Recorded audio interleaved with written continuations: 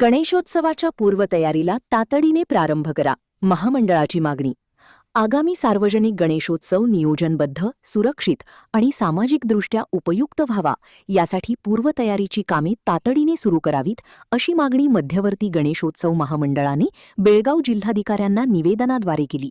निवेदनात वाहतूक, सुरक्षा, स्वच्छता, आरोग्य सेवा, वीज पुरवठा, अग्निसुरक्षा आदी बाबींचे नियोजन विविध विभागांच्या समन्वयातून लवकर सुरू करण्याची अपेक्षा व्यक्त करण्यात आली.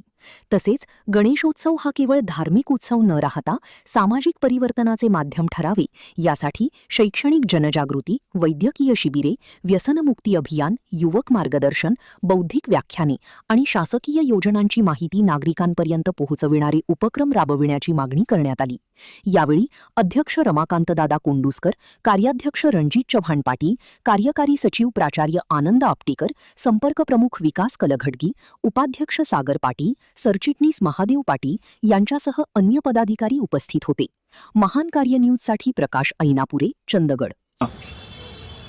आज डीसी कार्यालय येथे मध्यवर्ती गणेश उत्सव महामंडळाच्या वतीनं येणाऱ्या गणेश उत्सव संदर्भात विविध सोयी ज्या सरकारकडून आम्हाला पाहिजेत त्या लवकरात लवकर अंमलात यावं म्हणूनच एक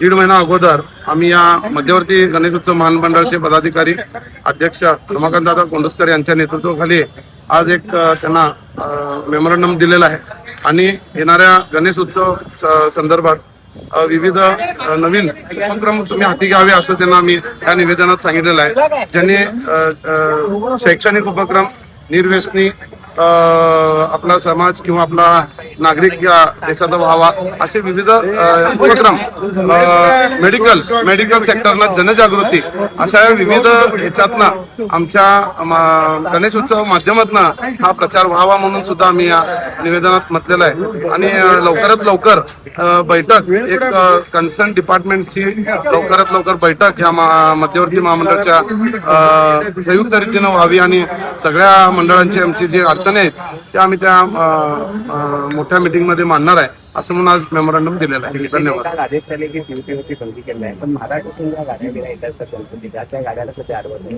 त्यावर तुम्ही महामंडळ काय त्याही सुद्धा वरती थोडक्यात चर्चा झालेली होती.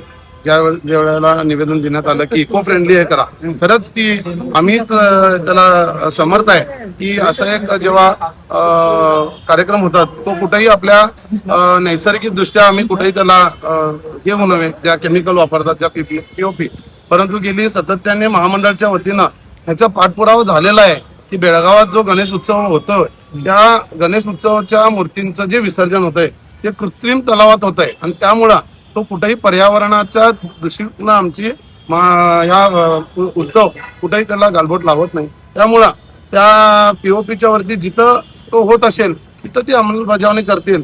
परंतु 4 वर्षा अगोदरपासून आता हे आपले डीसी साहेब किंवा विविध डिपार्टमेंट ज्याच्यावर त्या पीओपीचे योजना राबवत आहेत त्यांनी दक्षता घेतली की जिथं आमचे विसर्जन होतात तिथं हे कृत्रिम तलाव आहेत. त्यामुळे बेळगाव शहर आणि उपनगरात काय हा विषय मला वाटत नाही गंभीर्याने घेतला. ठीक आहे.